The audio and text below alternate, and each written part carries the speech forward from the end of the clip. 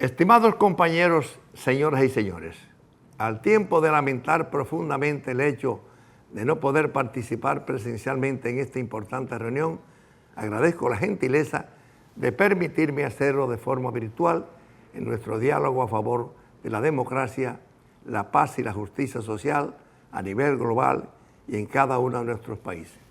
Esta reunión de la dirección de la Alianza Progresista y conferencia de la Alianza Progresista de las Américas ocurre en un momento crítico para la paz y para la consolidación de sociedades genuinamente democráticas, donde el progreso económico y material esté acompañado de la inclusión social y el pleno ejercicio de los derechos fundamentales. Me refiero de manera particular a los derechos políticos, socioeconómicos, culturales, ecológicos y de género, entre otros igualmente fundamentales. Desde la perspectiva de la ciudadanía sustantiva, el ejercicio de esos derechos sirve de derecho y de hecho para formar un tejido social donde se entrecruzan los intereses y proyectos individuales, obviamente grupales también, y se construye un sentido de pertenencia no limitado al territorio de cada país. Visto así, desde la perspectiva del Estado-Nación, un derecho fundamental es el de poder elegir libremente, sin miedo y con la firme participación ciudadana, tanto en el camino a seguir para lograr el bien común y hacer tangibles esos derechos fundamentales, como las alianzas internas y externas, para transitar ese largo y difícil camino. Cabe recordar el dicho popular: dime con quién andas y te diré quién eres. Consecuentemente, en el campo de la geopolítica, sería válido decir: dime con quién decides aliarte y te diré de qué lado de la historia estás y cuál es tu visión del mundo. Esa premisa ideológica es especialmente relevante en la actual encrucijada marcada por la incertidumbre que vive el mundo, una de cuyas causas principales es la consolidación de la derecha global y su articulación con actores a nivel regional, nacional y local. En consecuencia, como resultado de acontecimientos de larga duración, ocurridos antes y después de la Segunda Guerra Mundial, en los años recientes, hemos sido testigos de la profunda y acelerada transformación del mapa geológico e ideológico que muchos asumían como inalterable. Las palabras y el lenguaje han sido centrales en la demarcación de ese mapa, así en términos como la derecha y de izquierda, incluidos sus ultras en ambas direcciones ideológicas, han servido para calificar lo que se entiende por ciudadanía democrática y libertad en términos ideológicos. Después de todo, ser de derecha o de izquierda define una visión del mundo, sin entenderme más allá de ese análisis. En cambio, antes de referirme a las manifestaciones más sobresalientes de la presente encrucijada y el crecimiento de la ultraderecha en nuestros países, quiero hacer una reflexión que considero pertinente y provechosa para el diálogo franco. En efecto, una derivación esencial de la transformación política antes mencionada, que no ha sido ni lineal ni predestinada, es el hecho situado en el desarrollo humano como un criterio vital para valorar el impacto de la ideología en la vida de los seres humanos de carne y hueso. Es decir, hemos aprendido a preguntar qué tanto desarrollo humano y qué tanta democracia hemos logrado en nuestras alianzas, concretamente en lo referente al empleo, la educación y la salud. En otras palabras, además de reconocer la importancia de los postulados y los símbolos de cada ideología, también hemos aprendido a evaluar cuánta democracia sustantiva se construye, obviamente siguiendo una agenda y formando alianzas de izquierda o de derecha. Para sorpresa de algunos, fruto de las alianzas y las opciones realizadas, naciones grandes y pequeñas que décadas atrás eran referentes de pobreza y dependencia, hoy son referentes incuestionables de progreso socioeconómico, desarrollo humano sustentable y autodeterminación. De igual manera, naciones donde el ejercicio de los derechos individuales estaba proscrito de hecho y de derecho, hoy muestran altos niveles de ciudadanía sustantiva que se expresan en un creciente espacio de participación, especialmente millones de mujeres, quienes han ganado un enorme espacio a favor de sus derechos fundamentales. En ese contexto de inclusión social, que se extiende mejor la extraordinaria movilidad social de una parte importante de la población joven mundial, especialmente en lo referente a la educación. De igual manera, en el marco del ejercicio ciudadano, se ha robustecido la defensa de los derechos de muchos pueblos aborígenes, es decir, de etnias socialmente excluidas y culturalmente invisibilizadas. Pero no nos llamemos a engaño.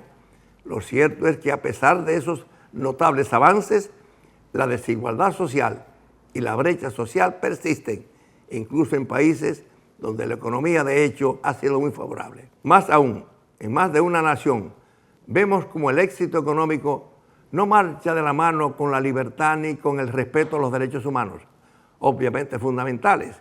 Eso está ocurriendo tanto en naciones grandes como en países pequeños.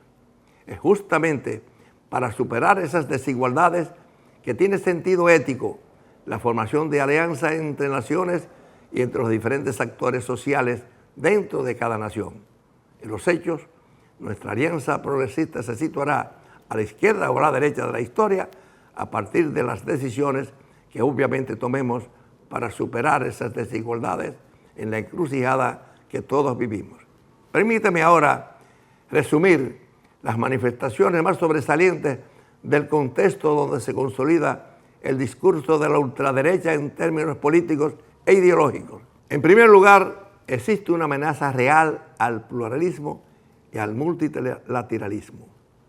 Hoy, indicios claros de que naciones poderosas están decididas a imponer una agenda extremista, polarizada, que se resume en la idea de que el que no está conmigo está contra mí. Es desde esa postura ideológica que se ha desatado lo que muchos analistas califican como la guerra arancelaria que castiga a las naciones que se niegan a perder su autodeterminación. Tanto el control de las rutas marítimas vitales como la explotación y el comercio de recursos naturales y tecnológicos forman parte de esa política coercitiva. Las consecuencias de este enfrentamiento son evidentes en todo el mundo, incluyendo el alza de los precios de los insumos esenciales para la alimentación y la salud. En segundo lugar, se endurece cada vez más el discurso guerrerista que proclama que la paz se logra con la fuerza. Ese llamado a la confrontación niega el principio del diálogo y es una amenaza real para la paz social y el desarrollo humano. En tercer lugar, se agiganta el desprecio hacia los pobres, el miedo al extranjero, la banalización de la política y el irrespeto a las instituciones académicas y a la ayuda solidaria. En cuarto lugar, en muchos países se ha declarado la guerra al derecho a estar informado y a expresar libremente las ideas. Para tal fin, se está usando la crítica válida de las denominadas fake news o noticias falsas para impedir el acceso a recursos de comunicación que, bien usados, pueden fortalecer la democracia y promover el diálogo. Finalmente, estamos presenciando un distanciamiento al principio ético de la superación de las inequidades. Es una condición necesaria para construir la democracia activa, fortalecer la cohesión social y el sustento a la paz. Es justamente la posición que tengamos frente a esos procesos que nos situará a la izquierda o a la derecha de la vida y la historia. Los pueblos están dando señales de que no están dispuestos a renunciar al diálogo y a construir una democracia con todos los demás. En efecto, mientras comenzamos hoy, vemos a los jóvenes de la lejana Nepal, la llamada generación Z, lanzarse a las calles con inesperada violencia para defender su derecho a utilizar sin censura las redes sociales y otros dispositivos de comunicación. Tan contundente ha sido ese movimiento social, obviamente, que logró un cambio de gobierno y puso a una mujer al frente de esa lejana nación. A su vez, en Europa, viejo continente, los cambios a nivel político están derritiendo los cimientos de la larga tradición libertaria que tiene en la Revolución Francesa su ícono más duradero. Y aquí, más cerca de nosotros, hace poco vimos que los habitantes de Buenos Aires usaron el derecho al voto para expresar pacíficamente su contundente rechazo al discurso de la ultraderecha. Amigos todos, soy un ferviente creyente en el diálogo y en la pluralidad. Mi país, la República Dominicana, está aún lejos de ser una democracia sustantiva que garantice todos los derechos fundamentales a sus ciudadanos.